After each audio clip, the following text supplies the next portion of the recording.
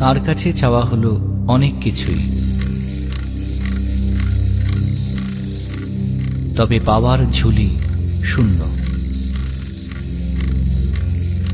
তুমি ইন্স্যুরেন্সের এজেন্ট হবে, মাসিক রোজগার ৩,০০০ টাকা।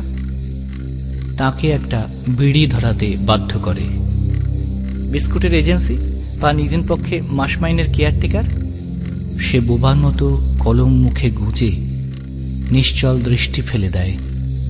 রাত্রির কোলাহল নাগরিক জীবনের সাথে মিশে যেতে পারে, আর তুমি পারবে না। একটা কিছু না করলে জৈবিক চাহিদার ফুটপাতে পা রাখার অনুমতি পেতে পারে না যে।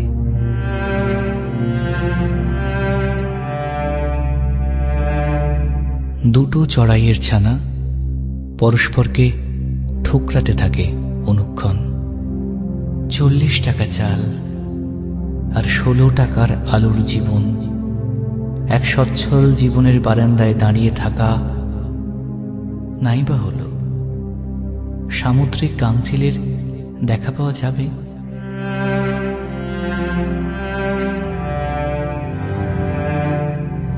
তার এক প্রশ্নে আমার চোখে ঘুম নেমে আসে। সে কলম তুলে নেয়। সে কবি। মাথা গুঁজে আরেক অনাস্বাদিত যৌবনের স্বাদ পেতে থাকে। আমি নিঃশব্দে ঘর ছাড়ি, আর বিরক্ত করি না। মিশে যেতে থাকি নাগরিক ধুলো ঝড়ে।